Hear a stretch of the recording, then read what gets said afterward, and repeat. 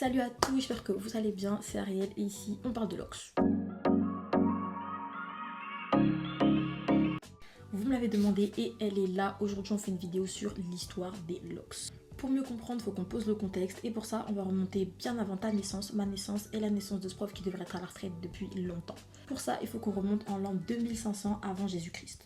Car il faut savoir que oui, les locks sont bien plus anciennes que le mouvement Rastafari.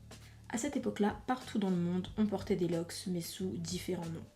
Les locks étaient portés par les Égyptiens, les Indiens, les Éthiopiens et puis plus tard par les Jamaïcains. Cette coupe de cheveux a plusieurs significations, qu'elles soient religieuses, culturelles ou même politiques.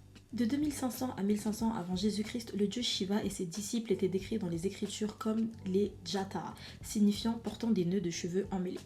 Leurs cheveux forment un rituel religieux et une expression de la négligence envers la vanité et une manifestation d'un acquis spirituel où les apparences physiques n'ont point d'importance. Une autre information qui énervera sûrement la tantine du coin qui te regarde de haut depuis que tu as tes locks.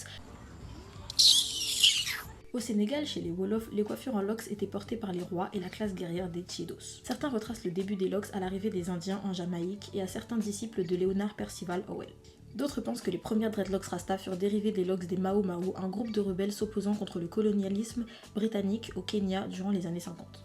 La partie religieuse de l'histoire des locks concerne un personnage biblique que vous connaissez tous. Les Nazarites qui portaient des dreadlocks et qui furent mentionnés dans la Bible incluent le Nazarite Samuel, Jean-Baptiste et probablement la figure biblique la plus connue avec des cheveux emmêlés, Samson, qui, d'après les Saintes Écritures, eut 7 locks et perdit sa grande force lorsqu'elles furent coupées. Pour tous ceux qui veulent plus d'informations ou qui sont sceptiques, n'hésitez pas à aller lire Juge chapitre 16. C'est d'ailleurs ce phénomène scientifique qui explique le fait que tu pousses beaucoup moins à la salle depuis que tu as coupé tes locks. Tout comme l'afro, les dreadlocks peuvent avoir aussi des implications sociales et politiques. Pour certains peuples de descendance africaine, les dreadlocks sont une façon de représenter une gloire raciale ou ethnique. On les voit comme un reniement à la valeur eurocentrique représentée par les cheveux droits, et certains le rejet des idées et des valeurs étrangères au peuple africain. Phrase que je ne pensais jamais dire dans ma vie, dans le pays le plus chelou du monde, j'ai nommé les États-Unis.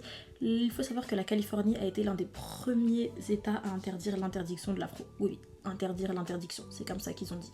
Interdiction qu'ils avaient d'ailleurs eux-mêmes interdit, et je trouve qu'il y a beaucoup trop d'interdits dans cette phrase.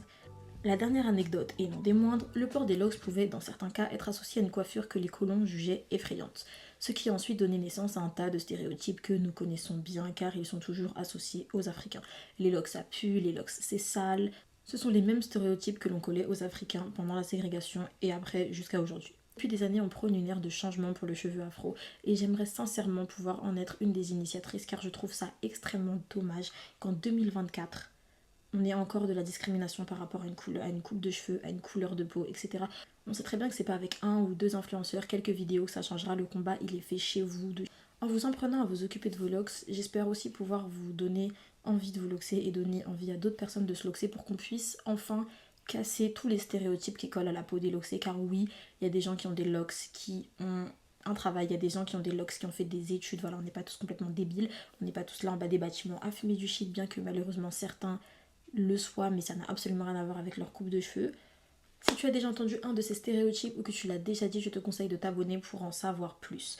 J'ai pris énormément de plaisir à faire cette vidéo et j'espère que vous avez pris autant de plaisir à la regarder. Si vous avez aimé, n'hésitez pas à vous abonner, liker, partager la vidéo avant qu'on puisse être de plus en plus nombreux dans cette communauté. Et n'oubliez pas, ici, on parle de locks.